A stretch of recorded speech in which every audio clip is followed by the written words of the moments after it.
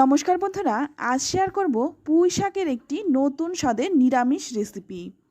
যে কোনো শাক দেখলেই কিন্তু বাচ্চারা একদমই খেতে চায় না। তখনই নাক সিটকে উঠে বলে, আজকেও শাক, আবারও শাক খেতে হবে। তবে এইভাবে যদি বানিয়ে দিতে পারেন, বাচ্চারা কিন্তু চিলের মতো ছো মেরে মেরে নিয়ে চলে যাবে আর খুব মজা করে খাবে। চলুন তাহলে দেখে নেওয়া যাক। প্রথমেই দেখুন, এখানে কিছুটা পুঁই পাতা নিয়ে নিলাম। তারপর এই পাতাগুলো খুব ভালো করে পরিষ্কার জল দিয়ে ধুয়ে নিলাম। তো পাতাগুলো কিন্তু খুব ভালো করে পরিষ্কার করে ধুয়ে নিয়েছি দেখুন। আর এটা কিন্তু শুধুমাত্র বাচ্চারাই নয়, বড়রাও কিন্তু ভীষণ পছন্দ করবে। তো এবারের মধ্যেই দিয়ে দেব একটু লবণ, খুব সামান্য একটু লবণ দিলাম। তারপর প্রত্যেকটা পুঁই পাতার মধ্যে ভালো করে মেখে নেব। একটু খেয়াল করবেন যাতে প্রত্যেকটা পাতার গায়ে ভালোভাবে নুনটা মেখে যায়। তো এইভাবে মেখে কিন্তু 10 থেকে 15 মিনিটের জন্য রেখে দেব। ততক্ষণে এখানে একটা মশলা বানিয়ে নেব। তো তার জন্য নিয়ে নিলাম একটা মিক্সিং জার। এর মধ্যে দিয়ে দেব 1 চামচ হলুদ সর্ষে। এবার দিয়ে দেব 1 চামচ কালো সর্ষে। দুটো সর্ষের মাপটাই কিন্তু আমি একই রকম রেখেছি, তবে আপনারা কিন্তু যে কোনো এক রকমের সর্ষে দিয়েও রান্নাটা করতে পারেন। এবারের মধ্যে দিয়ে দিলাম 1 ইঞ্চির মতো আদা টুকরো টুকরো করে কেটে। তারপর দেখুন, একটা নারকেলের অর্ধেকটা আমি কুড়ে নিয়েছি, সেই নারকেলটা আমি দিয়ে দিচ্ছি। এবারের মধ্যে দিয়ে দিচ্ছি 4টে কাঁচা লঙ্কা। যদি বাচ্চারা খায় তাহলে ঝালটা একটু কমিয়ে দেবেন। এবার এটা মিহি পেস্ট করে নেব।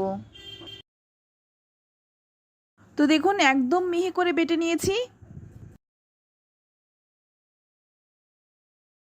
এবার এটা পাশে রেখে দিয়ে অপর দিকে কড়াই গরম করে নিয়ে এর মধ্যে দিয়ে দিলাম 2 চামচ সর্ষের তেল। তেলটা ভালো করে গরম হয়ে গেলেই ফোড়নে দিয়ে দিচ্ছি 1/2 চামচ কালো জিরে। কালো জিরেটা হালকা একটু ভেজে নিয়ে তারপর দিয়ে দিচ্ছি বেটে রাখা সেই মশলাটা। এবার ভালো করে নেড়েচেড়ে তেলের সাথে মিশিয়ে নেব। আর এটা কিন্তু গ্যাসের আঁচটা লো টু মিডিয়ামে রেখে ভাজতে হবে। এবার এর মধ্যে দিয়ে দিচ্ছি স্বাদ মতো লবণ আর দিয়ে দিচ্ছি সামান্য একটু হলুদ গুঁড়ো। লবণ আর হলুদ গুঁড়োটা দিয়ে খুব ভালোভাবে মিশিয়ে নিচ্ছি। তো এখানে একটু মিক্সিং জারটা ধুয়ে একটু জল দিয়ে দিলাম। তারপর আবারও কিছুক্ষণ ভালো করে ভেজে নেব। যখন এটা শুকনো হয়ে আসবে তখন এর মধ্যে দিয়ে দিচ্ছি 1/2 চামচ চিনি। চিনিটা দিলে স্বাদটা ব্যালেন্স হবে আর খেতেও কিন্তু ভালো লাগবে। তো ভাজতে ভাজতে যখন এইরকম শুকনো হয়ে যাবে তখন কিন্তু এটা নামিয়ে নিতে হবে। আর এটা কিন্তু 2 থেকে 3 মিনিটের মধ্যে হয়ে যায়। তো এটা নামিয়ে নিয়েছি। এবার এটা পাশে রেখে দিয়ে এখানে নিয়ে নিলাম যে পুঁই পাতাগুলো লবণ মাখিয়ে রেখেছিলাম। আর এখন দেখুন, পুঁই পাতা থেকে কিন্তু অনেকটাই জল বেরিয়েছে আর এই জলটা এখন ফেলে দেব। আর পুঁই পাতাগুলো কিন্তু নরম হয়ে গেছে। এবার এখান থেকে একটা পুঁই পাতা নিলাম। তারপর বোটার অংশটা ফেলে দিয়ে যেই পুরটা আমি বানিয়ে রেখেছিলাম তার থেকে 1 চামচের মতো পুর নিয়ে পাতার মধ্যে খুব ভালো করে লাগিয়ে নেব। তো আমি কিন্তু পাতাগুলোর মধ্যে লবণ মাখিয়ে রেখেছিলাম, তাই পাতাগুলো খুব নরম হয়ে গেছে। আপনারা চাইলে কিন্তু পাতাটা একটু ভাপিয়েও নিতে পারেন। তো একই রকমভাবে সমস্ত পাতাগুলোই কিন্তু রেডি করে নিলাম। এবার এখানে একটা ব্যাটার বানিয়ে নেব। তার জন্য নিয়ে নিলাম 2 চামচ ময়দা, সঙ্গেই দিয়ে দিচ্ছি 1 চামচ সুজি। এবার এর মধ্যে দিয়ে দেব সামান্য একটু হলুদ গুঁড়ো, দিয়ে দিচ্ছি 1/2 চামচ লাল লঙ্কার গুঁড়ো, স্বাদ মতো লবণ আর দিয়ে দিচ্ছি 1/2 চামচের মতো পোস্ত। এবার এর মধ্যে দিয়ে দেব 1 চামচ কাঁচা সর্ষের তেল। এবার স্বাদটা ব্যালেন্সের জন্য দিয়ে দিচ্ছি সামান্য কয়েক দানা চিনি।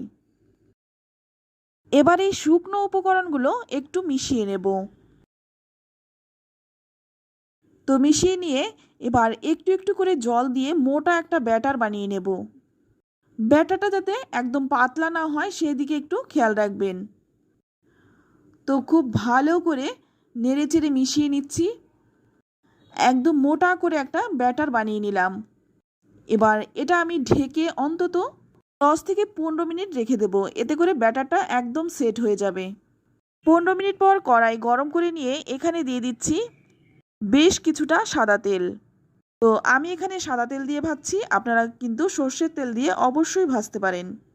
ব্যাটারটা কিন্তু একদমই সেট হয়ে গেছে। এবার আরেকটু ভালো করে নেড়েচেড়ে মিশিয়ে নেব। তারপর এখান থেকে একটা পুর ভরা পুঁই পাতা নিয়ে ব্যাটারের মধ্যে ডুবিয়ে ডুবিয়ে গরম তেলে ছাড়বো। আর এটা কিন্তু গরম ভাতে প্রথম পাতে কাঁচা লঙ্কার সাথে ভীষণ ভালো লাগে। তো একদিক ভাজা হয়ে গেলে উল্টে দেব। উল্টে পাল্টে লাল করে মুচমুচে করে ভেজে তুলে নেব। তো এটা কিন্তু আমি প্রথম ব্যাচের বড়াগুলো ভাজছি, দ্বিতীয় ব্যাচেরগুলো একই রকমভাবে ভেজে তুলে নেব। তো দেখুন দেখতে কতটা সুন্দর হয়েছে, খেতেও কিন্তু ভীষণ টেস্টি হয়। আর এটা যদি বাচ্চারা দেখে, কারো কথা না শুনে একটা তো হাতে তুলে নেবেই।